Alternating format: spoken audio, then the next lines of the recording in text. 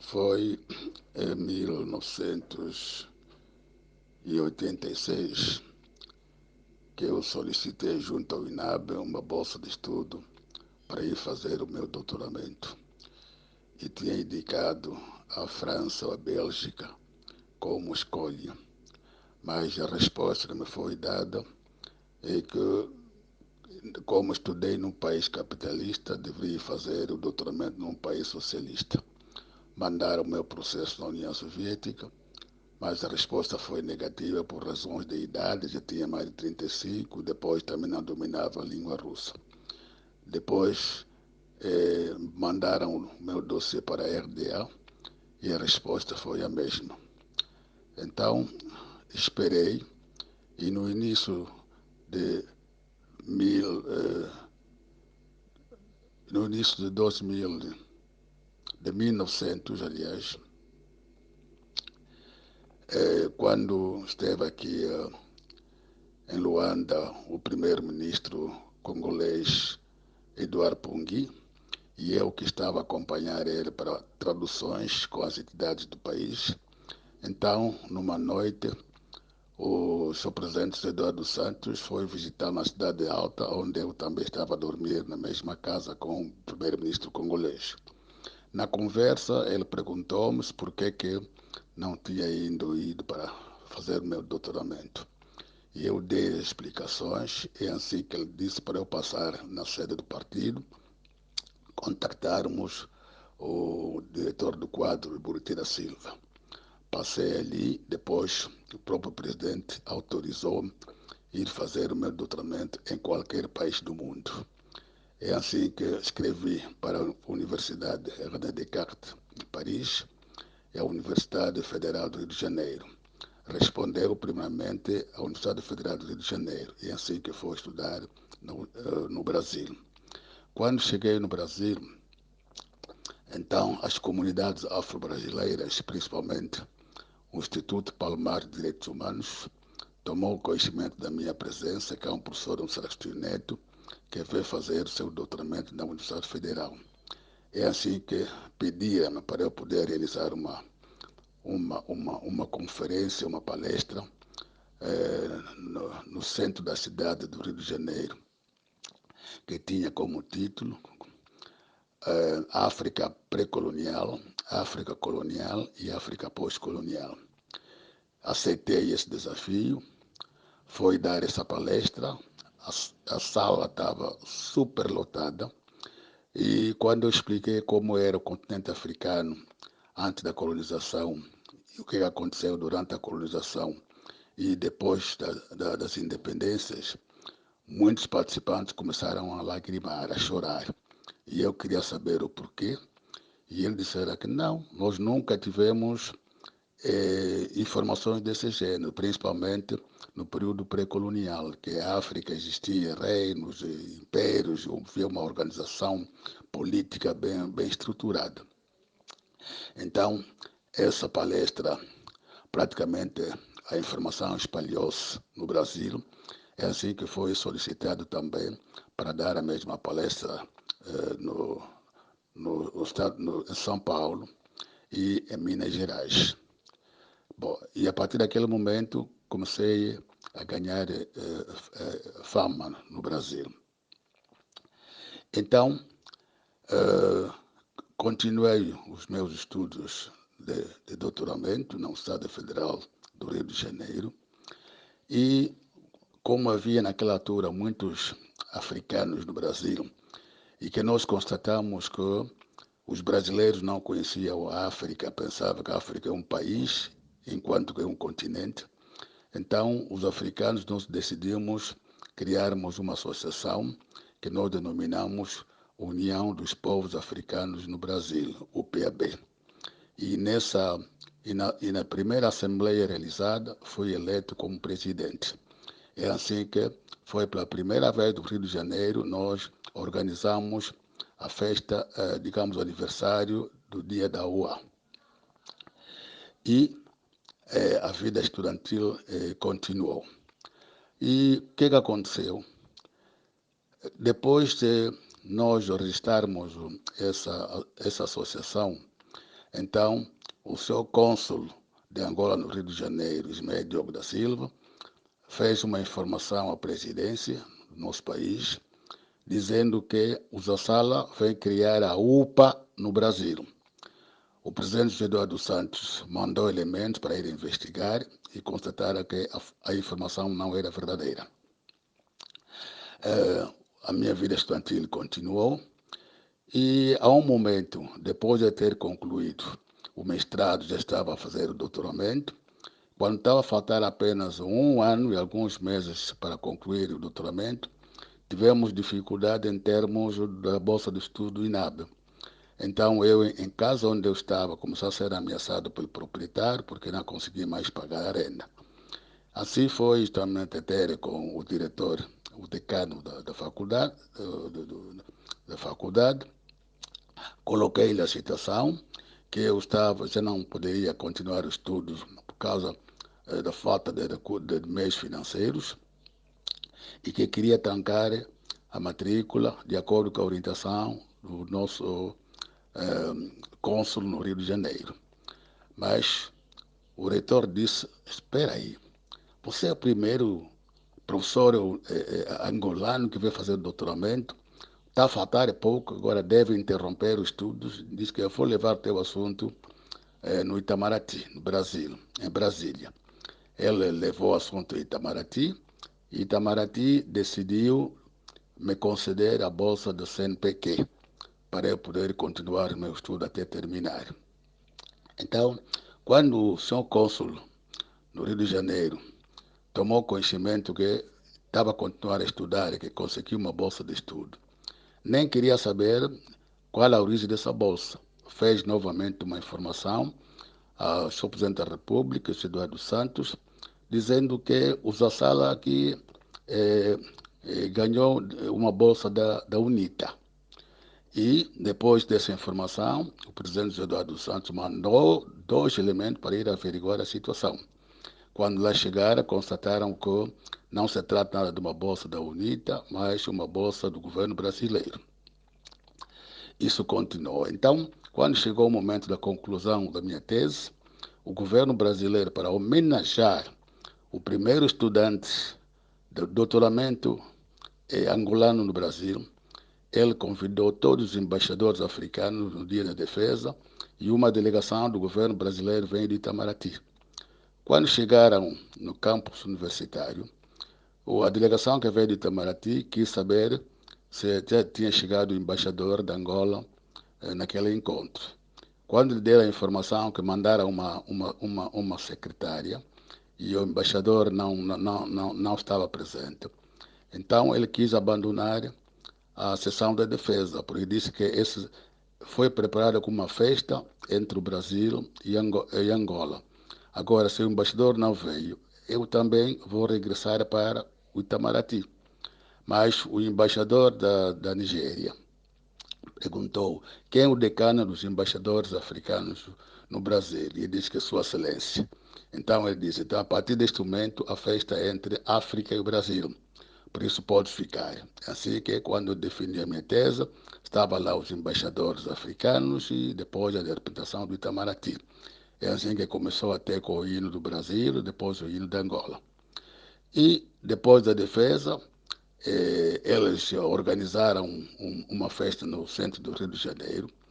E depois, quando o embaixador africano telefonou o nosso embaixador para perguntar por que não estava presente na defesa, e ele disse que ele não é nosso. Então o embaixador da Nigéria queria saber o que significa que ele não é nosso. Eu disse, não, ele queria dizer que eu não sou militante do MPLA, o que é lamentável. Depois o embaixador da Nigéria disse, professor, você vai ter dificuldade no teu país, mas como tem a coragem de poder justamente defender a verdade, avança, não tenha esse receio. Então, gostaria de dizer apenas que esses são antecedentes. E antes de eu voltar para Angola, então visitei a Universidade de São Paulo. Encontrei o edital que dizia que a universidade estava à procura de professores para vir dar aulas na Universidade Agostinho Neto e que um professor com mestrado, o salário seria de $4.500 e o doutoramento de 6.000. Então perguntaram, então vocês ganham muito bem lá em Angola. E eu não poderia desmentir, porque não posso desonrar o meu país lá fora. Aceitei. Então, quando voltei, tomei a decisão de poder fundar o sindicato.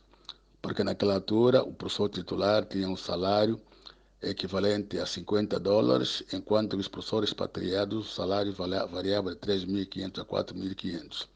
Depois de nós criarmos o sindicato, decretamos a primeira greve e foi naquela greve em que o professor titular passou a ganhar $2.500 em vez de 50. Dei essas informações todas porque gostaria de dizer que quando surgiu o movimento dos revus, eu fui acusado injustamente que eu seria o ministro da Educação do governo dos revus. E, com base nessa acusação, eu fui chamado no tribunal no Benfica. E quando lá cheguei, não vou dizer o nome do juiz, mas tenho o nome dele, ele perguntou-me, senhor Zassala, você sabia que um líder sindical é pior que um presidente de um partido na oposição? Eu disse, não, eu não sabia. Ele disse que então é melhor saber disso. O que isso deu-me a entender que o fato de eu ter fundado o sindicato, essa ideia não caiu bem na mente de algumas autoridades do nosso país. Bom, a vida continuou e depois o que aconteceu? Aconteceu que estava-se a procurar formas para poder justamente fazer uma perseguição a pessoas da sala e depois, quando tomaram conhecimento de que há uma senhora na congregação religiosa do Camalando que é prima da minha filha. Então, e logo, o Camalando utilizou essa senhora, chama-se Mbuca Rita Matondo, para poder justamente criar uma situação que iria levar a minha filha a abandonar a casa no mês de julho de 2018. Qual era o motivo? O motivo era que o Ambuca disse que o nosso pastor, Fernando Camalando, costuma ter revelações e como tu já és maior de idade, não está a conseguir ter marido, então ele costuma ter revelações e vai saber por que é que não estás a encontrar o marido. Esse argumento convenceu a minha filha e assim que foi para o tal tabernáculo da Imut, no Palanga. E quando lá chegou, a, a história confirmou-se. O Kamalandwa e a senhora Elissa Mapans disseram à minha filha que se não estava a encontrar marido, é porque o pai, que é feiticeiro, é que transformou a sua filha em esposa da noite. Esse é o motivo principal que levou a minha filha a abandonar a casa, não outro motivo. E depois disso, então, quando a filha desapareceu da casa, eu mandei 2 elementos, são primos da minha filha, para ir ter com o Camalando, para dizer que nós constatamos o desaparecimento da filha em casa, queremos encontrar com ela, como pai e como familiares. O Camalando respondeu que não poderia encontrar-se com mundanos, porque Zassala é mundano, o que demonstra que ele até nem conhece o cristianismo, nem tampouco também a mensagem de William Branham, porque Branham foi batista, como eu também. Bom, então, essa recusa é que levou os meus familiares a ir fazer um protesto junto do tal tabernáculo de Luanda, para exigir, pelo menos, o encontro entre a família e o senhor Kamalandwa. Mas o que aconteceu? Foi naquela altura que foram fazer a reivindicação que os nossos dirigentes interessados em poder saber qual era o impacto da proliferação de setas religiosas e igrejas de Angola. Então, o que a Bingara no seu programa na Lente, principalmente no programa Tudo pela Fé e o programa Rituais Perigosos, então entrevistou primeiramente o reverendo Luiz Nguimbe, o reverendo Tony Azinga, o bispo Emílio de Carvalho e depois procuraram um psicólogo, que sou eu, uma equipa da TPAV aqui em minha casa para poder me entrevistar. Então, quando vieram aqui, a senhora Mbuca Rita Matondo, que era quase vizinho da casa, quando a equipa da TPA lançou um drone para poder justamente tirar talvez imagens, a tal senhora Mbuca Rita Matondo telefonou o Camalando dizendo que a equipa da TPA está aqui em casa do Tiso Sala. É assim que quando a equipa do Cabingano lançou uma informação sobre a mensagem do Camalando, Tabernáculo de Luanda. Então, é a Mambuca que diz que temos prova que foi o tio da sala que mandou a equipa para ir filmar a igreja. Então, a partir justamente daquele momento, o Camalando usa a minha filha como, como elemento para desestabilizar a minha família. É assim que montou uma peça teatral em setembro de 2019, levou a minha filha na TV Zimbo e disse à minha filha o que deveria dizer. É assim que a minha filha inventou histórias que não são verdadeiras, que a família se tinha reunido mais de 20 vezes, que o pai era teimoso, não queria aceitar que a filha mudasse de cor da igreja, e que o pai até chegou a denegrir que o meu pai, que dizem psicólogo, e ao mesmo tempo também, coisa estranha, apareceu lá um psicólogo, lá na TV Zimbo, que estava a criticar o comportamento do pai, que o pai não dialoga, não sei com os filhos. Só mais tarde que eu soube que aquele psicólogo foi enviado pelo gabinete de ação psicológica para ir justamente manchar a imagem do Zassala. Então, aquela cena que levou o Camalanda para a TV Zimbo, não foi uma cena natural, foi uma cena bem montada por Camalando um dia antes. E então, como é que também me apercebi disso? É que um grupo de seguidores do Camalando resolveu abandonar o Camalando devido justamente às suas práticas que não coincidem tanto com o cristianismo como também com os ensinamentos da mensagem de William Branham.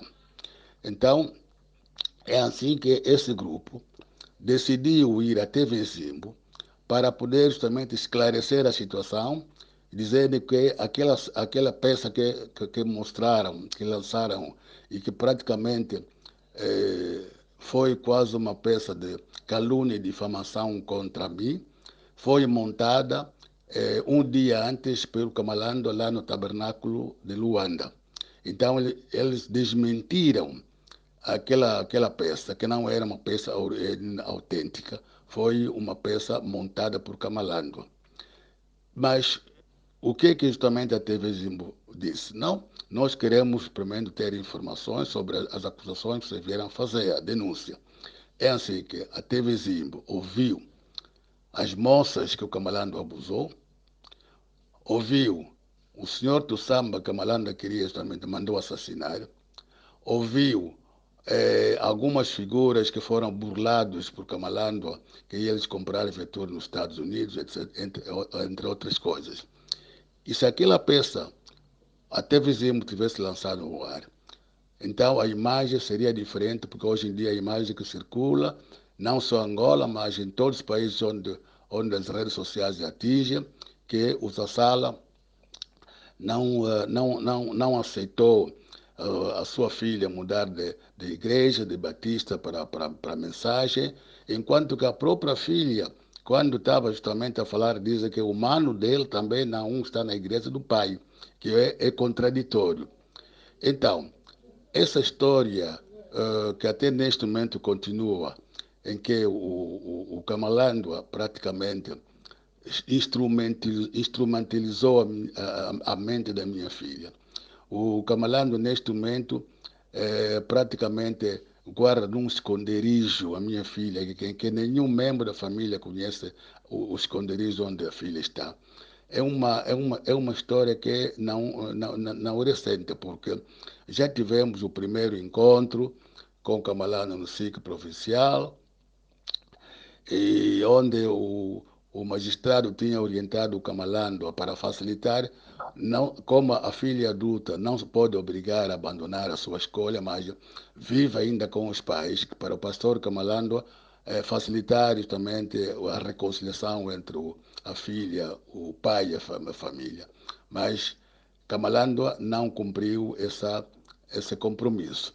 Depois tivemos um encontro na direção municipal de Quilambaquiás. Depois de ouvir as partes, também aconselharam que o Camalando ajudasse a filha a entender-se com a família. Até há um documento que foi assinado por mim, por Camalando e a filha. Saindo dali, também o Camalando boicotou, não cumpriu. E, ultimamente, tivemos a cariação no dia 20 de dezembro do ano passado, que depois de ouvir as verdades de tudo que aconteceu, grampeamento do meu telefone da filha, colocar na cabeça da filha aquilo que ele faz, por exemplo, ele quando mandou bandidos para ir roubar o telefone e o computador da minha filha, disse que é o teu pai que mandou. Quer dizer, tudo o que o Camalando faz contra a minha filha, e ele diz sempre que é o teu pai que mandou. Tivemos lá pessoas que podem testemunhar. Depois de vir, o instrutor também perguntou se poderia se continuar a levar o assunto a tribunal, porque esse aqui é o problema do Camalando. Sempre me acusa, já me acusou 3 vezes, até também me acusou no Tribunal da Comarca de Luanda, e eu fui acusado, não fui ouvido pela juíza, mas depois saiu uma sentença que eu fui condenado. Então, isso me faz a crer que foi justamente uma sentença encomendada, como já temos conhecimento, afinal, há sentenças que são encomendadas a partir dos meios da corrupção. Então, eu sei que não se pode condenar alguém simplesmente a ser julgado. Eu, não, como acusado, não fui ouvido, só ouviram as pessoas que foram declarar, 3 em cada parte. Do lado do Camalando foi a Rita, foi a Mbuca Rita Matondo. Também estava aí o nome do antigo diretor do INAR, mas não apareceu. Foi substituído por Karina José e mais o pastor Alexandre Pembela. E do meu lado foi justamente o Vita, foi o reverendo Tônia Zinga e foi o primo Pierre. E esperava-se que eu fosse ouvido, não fui ouvido, e logo saiu uma sentença através do Clube Capa. Bom, então eu penso que se nós formos analisar todos os aspectos, verifica-se que o problema não é como deixar a entender que o pai não aceita justamente uma decisão de uma filha maior de idade, mas é uma conspiração contra o pai, em que, por ingenuidade, a filha caiu na rede.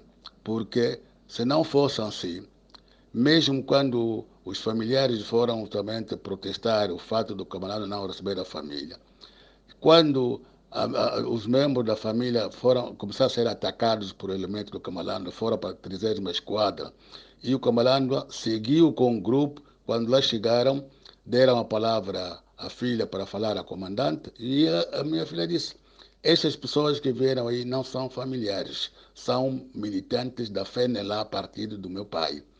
Então o comandante perguntou, mas o que o problema da FENLA tem a ver com o problema da igreja? Eu penso que as pessoas devem começar a fazer uma análise crítica para saber que o problema da filha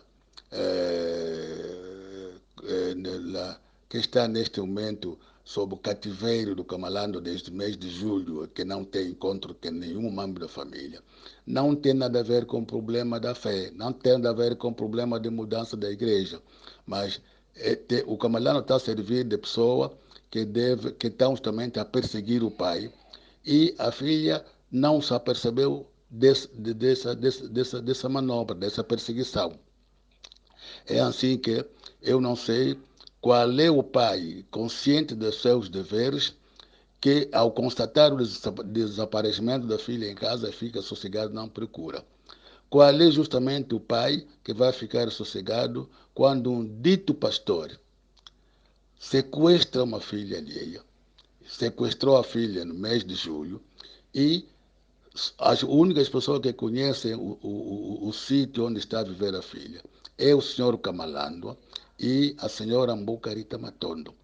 Por isso, o problema entre a filha e o pai não tem nada a ver com o problema de mudança da religião da filha, mas justamente tem a ver com o comportamento do Camalando, que quer disputar com o pai, com a família, digamos, a influência que deve ter a família sobre a filha. E se na realidade o tabernáculo de Luanda fosse uma igreja cristã, a igreja cristã diz que os filhos devem honrar os seus pais, mas Kamalando ele coloca as filhas ou os filhos contra os pais. Se fosse uma igreja cristã, também, ao tomar conhecimento que o Kamalando abandonou a sua esposa legítima e vive como amante, também deveria também o seguidor deveriam protestar, mas isso não aconteceu. Tantos comportamentos criminosos que o Camalando leva a cabo, mandar assassinar pessoas que contrariam as suas intenções, mandar bandidos para poder justamente roubar os telefones e computadores. Isso aconteceu com a Fani, aconteceu com o pastor Emé, aconteceu com o diácono do Samba, depois também aconteceu com a minha filha. Por isso, o problema que nós temos neste momento problema não é entre os Assala e a igreja, é entre os Assala e o Camalando, conforme disse o doutor Pedro Caparacata. E por isso gostaria que a rádio, não, a televisão Zimbo, como direito justamente da resposta, publicasse a peça que eles gravaram daqueles que abandonaram o tabernáculo de Luanda para que a população seja esclarecida, seja a população nacional como os outros países, seja esclarecida com esse comportamento do senhor Camalando, que aliás essas denúncias já foram feitas por aqueles que abandonaram Camalando, foram feitas denúncias no SIC, foram feitas na PGR e também essas denúncias foram feitas junto da Comissão Interministerial para Assuntos Religiosos do Ministério da Cultura e que é muito estranho que com tantos comportamentos criminosos, comportamentos antissociais, tudo isso, até neste momento, o senhor Camalanda continua protegido. Aliás, no dia 20 de dezembro, ele próprio, Camalanda, chegou a dizer que ele é protegido por algumas autoridades. Ele citou os nomes, mas não podemos citar esses nomes, mas temos os nomes. É protegido por algumas autoridades para manter a minha filha em cativeiro.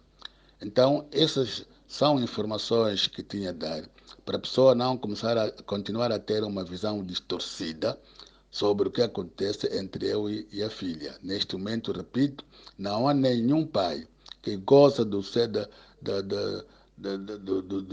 das suas responsabilidades, do seu dever como pai, e que pode também ficar desde julho até agora não saber onde que vive a sua filha e só apenas o senhor Camalando que conhece e quando aparece mesmo dia da declaração, trouxe a filha. Mas nem pelo menos o instrutor procurou saber como é que justamente a filha, que os pais não sabem onde está a aparecer com o camalando. Por isso, creio que essas pequenas informações são pequenas informações, poderão esclarecer a situação que estou a viver com a filha. Uma filha que, diretamente como qualquer pai, eduquei, formei, até quando terminou facilitei-lhe de ter um emprego, mas o camalanda disse que aquele emprego não, a filha não deveria aceitar, é ele o camalanda que deveria procurar emprego. Por isso eu me pergunto, o camalanda é mesmo um reverendo pastor de uma igreja cristã ou então é uma igreja satânica ou uma igreja anticristã?